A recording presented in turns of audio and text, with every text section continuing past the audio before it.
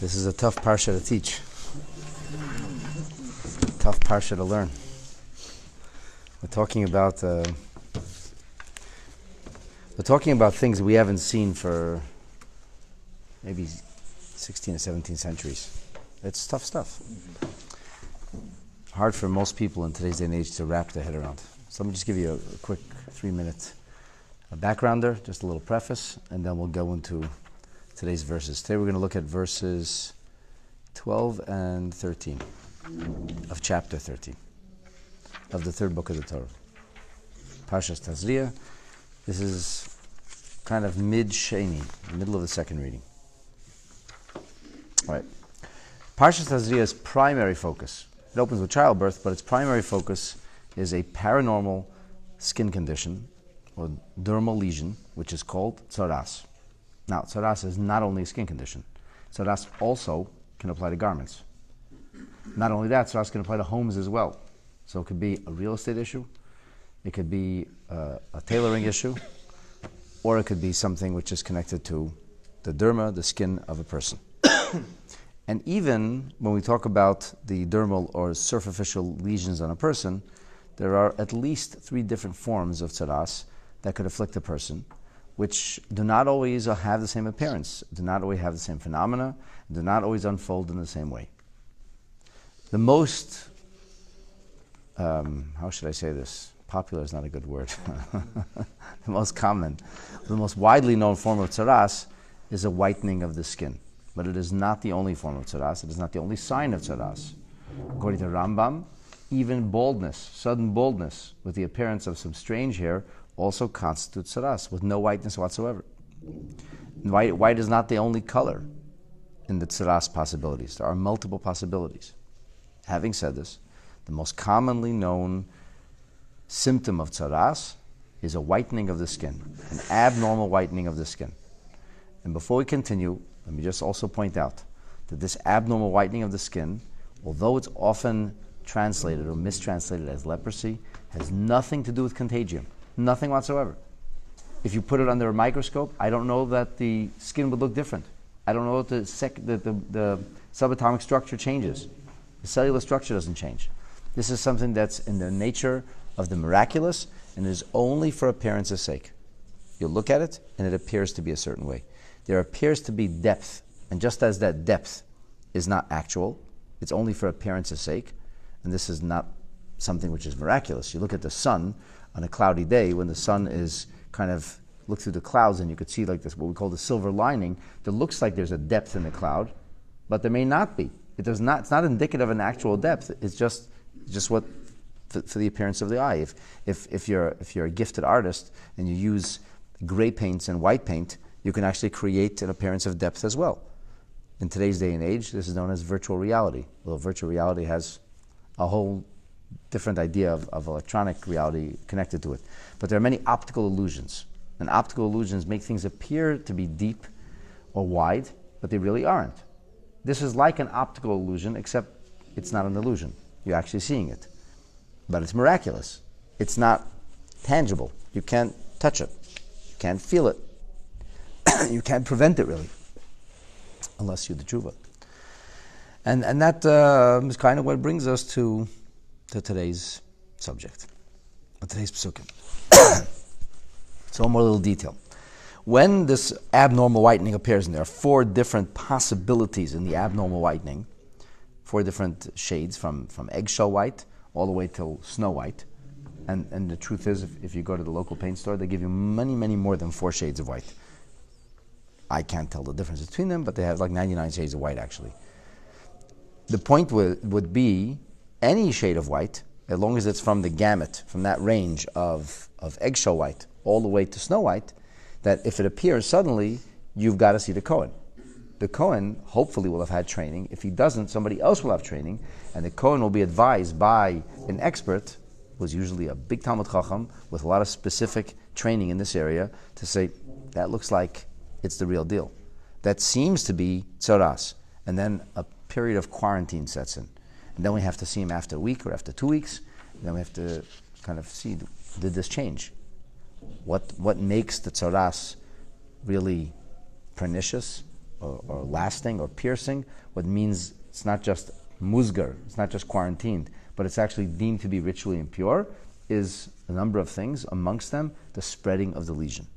So if the lesion expands, it's called pishyon, it grows, it gets bigger, and I say, oh, you're in trouble. So we see it, so this is the real deal, you go into quarantine. If the person prays really hard and fixes up his act and does tshuva, maybe it'll go away. But if he doesn't, and then it goes from being a tiny splotch, which is the size of like a bean, and then all of a sudden, now it's the size of a quarter, or maybe the size of $1, or a loonie, or a toonie, and then it starts spreading, then we know we have a problem here. And this person goes into a kind of lockdown. If it's a walled city in Eretz Yisrael, which is considered to be the highest form of holiness, then he has to leave the city. Even if it's not, he has to live on his own. He doesn't remain under a common enclosure with other people. If he does, he causes ritual impurity, like a corpse. And in many ways, mitzora choshev kemes. The mitzora is actually metaphorized as or compared to a dead person. It's a hell of a life. Totally disconnected, taken out of circulation, and the person gets lots of time to ruminate on how he got here and how he or she must improve themselves to get out of the situation, to go through a purification process. Any questions so far? How long could this take? Oh, this can take a long time. It could take a long time. Or it could be short. This is not something which the doctors can predict. It's not part of natural science or reality. This is a miraculous kind of thing. So there is one example of a spreading of tzaraat which would not create ritual impurity. In fact, quite the contrary. This spreading of tzaraat would create ritual purity. A person who was musgar, a person who was in quarantine, if he experiences this kind of spreading, not only does he not become impure, but in fact he becomes pure. How could that be? Okay, so that's what we're going to talk about today. Perik Yud Gimel, Pasuk Yud Beis, verse 12. Says the Torah, Ve'im paroyach tifrach hatzaras ba'or. But if this tzaraat lesion, this appearance, erupts, so we have not just a dermal lesion, a miraculous dermal lesion that appeared, which is problematic, identified by the Kohen as problematic. We know this is an issue. This is the possible tzaraat. He's in quarantine, he's in lockdown. And then what happens? And then it erupts. But this is a crazy eruption. This doesn't just spread a little bit. It spreads ba'or on his skin, on his epidermis. V'chisis hatzaras, the tzaraat lesion, the tzaraat discoloration, covers a skull or hanega, the entire skin of where lesions might be identified. And this goes miroishe ve'ad raglei, proverbially speaking, from head to foot. Head to foot, the person is now covered with a tzaraat appearance. It's not a lesion somewhere, but rather it's the new skin color. He's gone rogue, or I should say white, or tzaraat. What happens then? So, and it's l'chol mare einei kohen. As far as the kohen can see, all he sees is tzaraat. That's all he sees. He doesn't see a lesion, he sees one big lesion. Let's take a look in Rashi. Rashi says, Miroishe v'ad raglav. It doesn't mean that it's from the tip of his nose to the tip of his toes. It means Miroishe shel adam v'ad raglav. It goes from head to foot, which means all the areas where tzaraat might appear and be an issue. Now, where would tzaraat appear and not be an issue? In a place where the hair is growing, for example, that could be. Another example could be on the palm of his foot, bottom of his foot, the heel of it, sole of his foot, the palm of his hands, a part which is not seen openly. That's what the kohen sees. So there are parts. What if it's inside his nose? His tongue goes white. There are parts of the body which the kohen doesn't look at. So if it's within the area of the body, that's before mare einei hakohen. It has to be something that the kohen sees. So the emphasis here is as the Teres Kohenim says, and the Malbim really kind of develops the idea, he says, it has to be ur haroi l'nega. It has to be skin which could be stricken by tzaras, legally speaking. Like that would be an issue. You see that skin there? That's an issue. We think that might be tzaras. And that's why it says, doesn't say es kol oiroi, it doesn't say his entire skin, it says es kol oir hanega, the whole skin of the lesion. Skin of the lesion, what is that? It's on the skin or it's not on the skin? The answer is the skin of the lesion, meaning the entire skin that could be stricken with a lesion. That's what we're talking about. The way Ramban puts it, he says, this would be that the oir hatzaras has become the only thing visible now. There is no healthy skin visible. So whether the person was white or black or any other color in between, now this abnormal whiteness has now covered the entirety of the person insofar as the Kohen's eyes are able to see. What happens then? So verse 13 tells us, this tells us about the Kohen. What does the Kohen have to be? The Kohen has to be a person who is able to see in a normative fashion. So you can't bring a Kohen who's like legally blind and tell him, do you see any tzaras?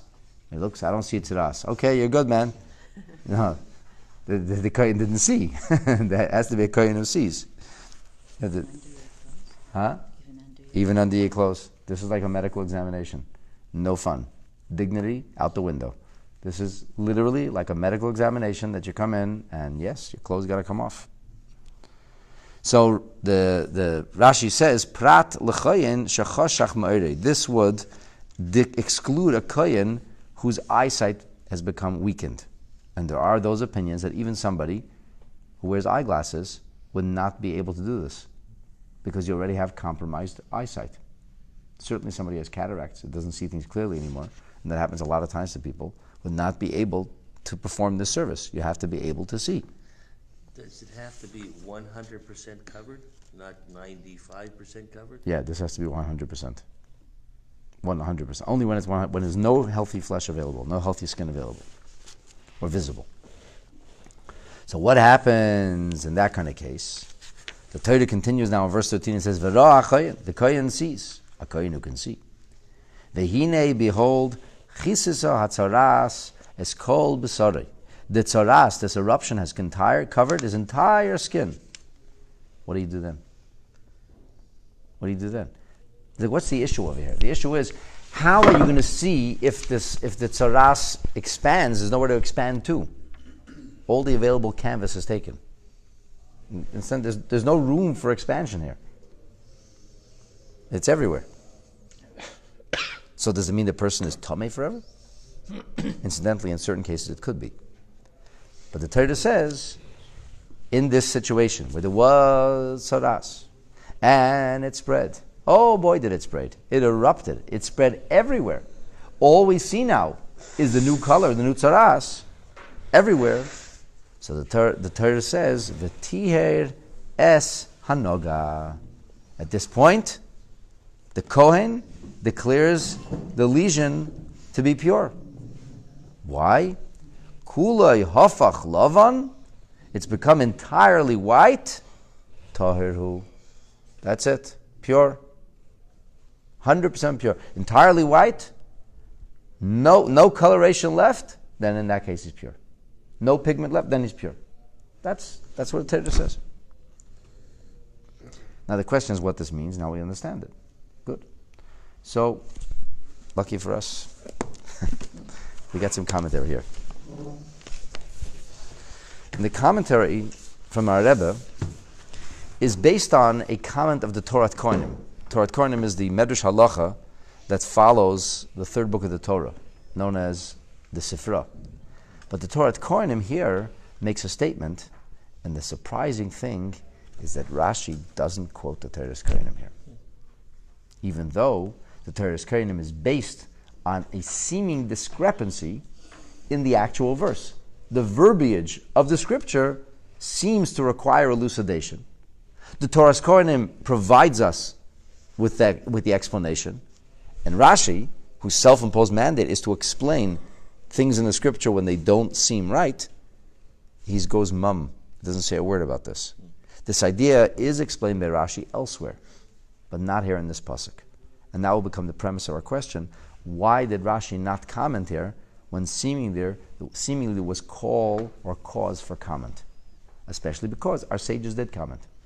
And our sages identified an issue, answered the seeming discrepancy, and Rashi didn't deal with it. So the fact Rashi doesn't deal with it has to be meaningful in and of itself. There's a reason that Rashi didn't feel it had to be dealt with. Okay, so we're still up to the Great White Eruption, right? We talked about the miraculous dermal lesions. We talked about a Great White Eruption. And now we're going to talk about the possibility of a new normal. Page Kuf Pei Vav. This is Siman Yud Aleph, the 11th entry in the Biurei Chumash. The Teres Kohanim, as quoted here, reads as follows. It's in the bold print. Yochel haporeach min hatoher yihi toher. I might have thought that if it's poireach means erupts, literally means flies. But it erupts everywhere. Eruptions are like flying, flies. It's everywhere. So if it goes everywhere, but min hatoher, from a person who was perfectly fine, pure, regular person. One day he just woke up looking like a tzaraat, head to toe. I would say, oh, in that case, Torah. Talmud Leimar, the verse comes and teaches me, Tahir who? What does it mean, Tahir who? Who means? He is Tahir. This instance is Tahir. But Ein HaPereach min HaTahir Tahir Elatame. If somebody was quarantined, there had already been a Tzaraat lesion identified. The Kohen comes back a week later to see if it spread. And what does he see? Oh boy, did it spread. It spread everywhere. In fact, there's nowhere else for it left to spread. It's erupted. Oh. In that case, the Kohen says, Mister, I have good news for you. What's that? Says the poor guy, now turned albino. He says, you are Tahir. Tahir, he says? I got Tzaraat everywhere. It's all good. It's all good. If it spreads everywhere, the Torah says, Kulei hafach lavan, it's all Tahir, Tahir, Tahir. I meet friends sometimes that I haven't seen in sometimes 5 years, 10 years. No, and some of my friends are turning white. Not all my friends exactly my age, some friends a little older. So if I see them turned entirely white, my greeting for them is, Kulei hafach lavan, you turned white, Tahir hu, you must be pure now. Now you're a holy man. Kulei hafach lavan, it all turned white, Tahir. It doesn't say Tahir, it says Tahir who. What does who mean? Whom is he? The person, this person. Tahir who? He is Tahir. But that word this is unnecessary. It doesn't seem to be required. We know who we're talking about in verse 13, in chapter 13. We're talking about the Mitzorah. Mm-hmm. So why do you have to say, oh, he is pure? No, who should be pure? The guy selling tea in China? Who should be pure over here? Of course he's pure. He's the subject we're talking about. Why would somebody else be pure? It should say, Kulei hafach levara'akai, and the Kohen sees, V'hine chissa tzaraas es kol b'saroi, the tzaraas has covered all of his skin, V'tiher es ha'nega, so he purifies the lesion. V'tiher es ha'nega. Who's nega? The guy who has a nega, the guy who's got a lesion. Kulei hafach lavan, it's all white now. If it's all white, it's all right. Tahir. But it doesn't say Tahir. It says Tahir who. So the Teres Kohanim says, why Tahir who? That he is Tahir, but not somebody else. Who else could be Tahir who's not going to be Tahir? Who else? I would have thought, oh, that guy's pure. Torah says, no, he's not pure. This guy's pure. Meaning, you wake up in the morning and now you are Tzaraat color, you're not Tahir. In fact, you're in big trouble. You go show up, the Kohen takes one look at you. He says, Mister, you got a problem. He says, you don't say. I needed a Kohen to tell me that. I'm white from head to toe. Yeah, you got a problem. Hey, is it Tahir? No, it's not Tahir. When is it Tahir? If you came to the Kohen with a lesion, maybe the size of a bean, and the Kohen looked at you, he said, that's the real deal. I think you got Tzaraat. We have to go into quarantine. Hezger. And then you come back a week later, and it's not a bean. It's not a loony. This thing is everywhere. Toher. Then the Kohen pronounces you Toher. So the Toher Hu means not everybody who's experienced a great white eruption is going to be Toher. In order for a great white eruption to be not only white but right, meaning that you're actually Toher, you had to have had an issue to begin with. If you had an issue, you could become Toher. If you never had an issue and you suddenly get stricken, you're in trouble. The bigger it is, the more you're in trouble? No, it's not. This is not about bigger or smaller. It's about absolute or not. So if it's covering 99%, but there's a little bit of healthy flesh, you go into quarantine. And we see, Kohen sees you a week later. Did the 1% get covered now? So this is 100%. So if you're 100% white, if you started off with an issue, then this purified your issue. If you never had an issue before, and you just turn white overnight, then you have an issue. Why would Hashem choose to make you completely white as opposed to just the nega disappearing altogether? Why Hashem would choose to do what He does? Let me tell you a little secret, Nathan. Of all the things Hashem does, this is the one that's least hard for me to understand. Yeah. You want to make a list of things that Hashem does that we just can't figure out? But I mean, so what is supposed to tell you if it's completely covering you as opposed to it disappearing, which is a natural way to understand that you have no issue anymore. That's a good question. That's a good question. So the first thing is this guy who had a problem and then he went entirely white is that he's Tahir. He doesn't have technically. He doesn't look Tahir. Yeah, he doesn't look Tahir. Right? Like somebody who sees him. Right? Like, it's not just visible to a Kohen. I presume it's visible to everybody. Well, right? the Kohen sees him in a state of disrobement to make sure that it's actually everywhere. I hope he doesn't walk around disrobed on a regular basis. But that said, then he has bigger problems if he's walking around disrobed, period. No, but Rabbi, I mean, he's walking around, right? Yeah. He's permitted to be freely walking amongst Am Yisrael. Well, you know. Am Yisrael sees him completely white on his face and his hands. And yeah. So, so because he's not quarantined, he's taller. Right. But come on, it's still embarrassing for him because it could be it means he was tamid. It could be very embarrassing for him. So the only way they could tell the difference between the two is that one started off and it's pronounced a mitzvah. The only way there is, here's the difference. There's a difference. You have two people entirely covered with this white eruption. Two halachas. If you started with an issue, it made you pure. If it came overnight, you're not pure. So you had to be acknowledged as having mitzvah ahead of time. Exactly. You had to have seen something, gone to a Kohen, gone into quarantine, and then. It's a good question. We're not going to deal with it this morning, but it's a good question. So the Rebbe's question is, why didn't Rashi bring this din? It's a din. It's a halacha. It's an important halacha. And a very important distinction between the great eruption. Not every great eruption leads you in the same direction. Not everyone comes to the same conclusion. It depends what happened before. So it's not so simple. Well, I think Rashi's job would be to say something. I mean, this is important. And Rashi doesn't say anything. After all, the comment of the Torah's Kohanim here is based on a seeming discrepancy, or at least a superfluous word in the scripture. That is Rashi's problem. If there's a superfluous word in the scripture, Rashi would have to explain and comment as to why this word isn't superfluous.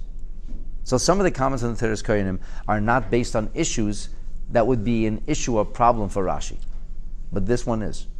And Rashi is mum, says nothing. So the Rebbe says something absolutely amazing.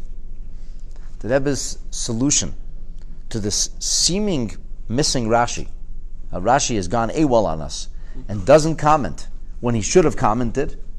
We have every reason to comment. A discrepancy in the verse, a superfluous word, and a major halacha. Rashi will talk about this elsewhere anyway. You have to communicate this at some point. This is an important part of the Tzaraat issues. Nothing. So the Rebbe says there's a difference between the way Rashi approaches this form of Tzaraat and the way the Midrash halacha, the Torah's Kohanim, approaches it. Ladas ha-Medrash halacha. The opinion of the Medrash halacha is, by the way, halacha. It's halacha. It's not whether it's easily understood, straightforwardly understood. That's what it is. That Medrash is not. There's no stories in this Medrash. It's all halacha. It's all halacha. So, the halacha is, nega sheparach beguf kulei, a lesion that spreads everywhere. It's a lesion. It's a lesion that spread. This lesion, this discoloration, what's it called? A nega. It's called a lesion. What's the halacha? Depends. If it's localized, it is one halacha. If it's global, as another halacha. Depends. It depends. Then if it's surrounded by healthy flesh or not surrounded by healthy flesh. That's all. According to the Midrash, from a halachic perspective, the halacha is dealing with one and the same, whether it's entire and covers the entire person or only a portion of his skin. One nega is tamei, one nega is impure, and one nega is tahar. There's tahar nega and tamei nega. So that's why tahar hu means this instance of mass eruption, this instance is universal, is total, represents tahara, purity. The other instances don't. However, so why would there be a difference in one and the other? Which is actually your question, Nathan. That doesn't make sense. And the answer is, Gzeiras HaKosov. That's what the scripture decided. There are parts of the Torah which don't make full sense to us. We don't, 2 plus 2 doesn't apply here. The normal arithmetic or rhyme and reason can't be applied. It's like a chayk. It's called Gzeiras HaKosov. So we have a logic, and the logic doesn't exactly line up here, right? Usually Tzaraat is impurity, and here this discoloration, it's everywhere. He should be even more tamei. No, he's tahor. Gzeiras HaKosov. That's what the scripture says. A decree of the scripture, that's how it is. I do understand it, don't understand that. That's how it is. But from Rashi's perspective, in Pshuta Shel Mikra, it's not a Gzeiras HaKosov. It actually makes sense. How could this make sense? So the Rebbe says something unbelievable. Here's the rhyme and reason. The very fact that this new coloration has erupted, it's gone everywhere, covers the whole body, the whole person. This proves that this whiteness is not a lesion or anomaly, but rather who? That's his new normal. Just like an albino is super white, so this guy went super white. It's not a lesion. A lesion means that my skin color is one, and now I have a lesion. Now I have a discoloration on my skin color. This can't be a discoloration. This is a new coloration. You are one with your discoloration. Rabbi, It's not. I'm not. A discoloration is a splotch. But you prefaced everything by saying that this is not normal derma. It's a supernatural kind Yes. of. So this is his new normal. Supernaturally. This is gonna it. be- Yeah, But this is his new completely normal. white? Yeah. This is his new normal. But it's a spiritual message. What Yeah, is it's that? a very good question. What it is? What is that? But this is a new normal. The guy's gone white. Forever. But it's not even a white. It's a. Toiru. Maybe Hashem wants to make him so holy like Yom Kippur. He walks around so white. I don't Is that know. forever? Is this Here's when it's not forever. If all of a sudden the healthy skin starts coming back, that means it's not the new normal anymore. Then it becomes a lesion again. It goes from being tar, it goes the other way. In other words, the Rebbe says, from Rashi's perspective, Pshuta Shel Mikra, if a person turns white, he turned white. That's his color now. Hey, I don't like that color. I wasn't that color yesterday. I know. That's your new color. Go get a new wardrobe to match your new color. It's a new coloration. So it's not a Gzeiras HaKosov. It's not a scriptural decree. From Rashi's perspective, from a literal perspective, it could actually make sense. And if that becomes a new normal, Torah, then he's Torah. The individual should be happy about this situation. I don't know if you should be happy. We have to be halachic Jews first and foremost. I can't tell you be happy. Be happy in the month of Adar. That's a halacha. I can't tell you be happy or with your color. Maybe a guy is blonde hair, he's not happy. A guy's black hair, he's not happy. I don't know if you're happy or not. I don't know. Did this ever happen? Or is Did this ever happen? Yeah, is this one of those things that they No. say could happen? It seems it did happen. So here, I'm like you, Nathan. I was thinking a whole morning, a whole last night. What's the lesson? What kind of lesson can we learn from this? We spent 25 minutes together. We learned a portion of Torah today.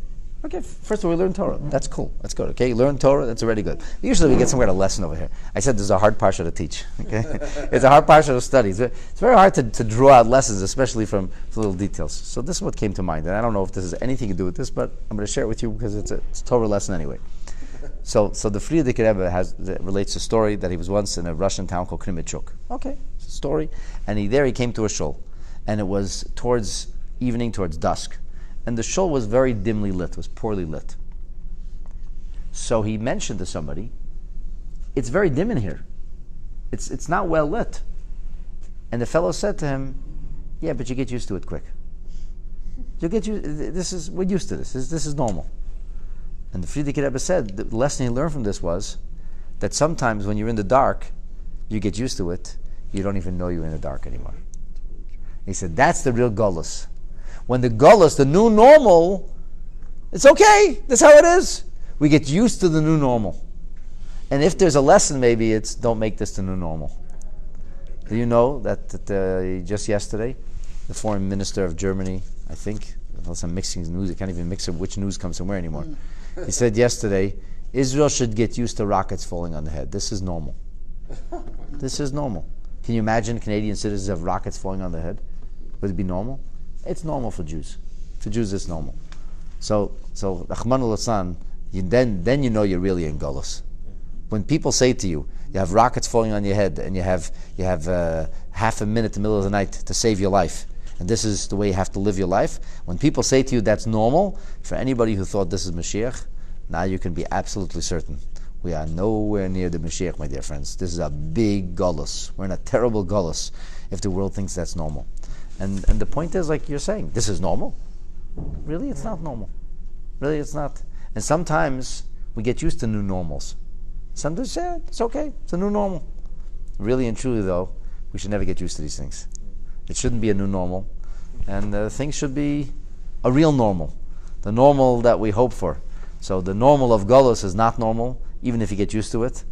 And even if you feel like it's Torah and you're accommodated, yeah, okay, we could live with this. It's a new normal. It's not a new normal. It's not normal we shouldn't have a Beis HaMikdash. It's not normal we shouldn't be able to do all the mitzvahs. It's not normal we shouldn't feel Hashem's presence in our life. These things are not normal, and Hashem should help us that we should experience the real normal. Amen.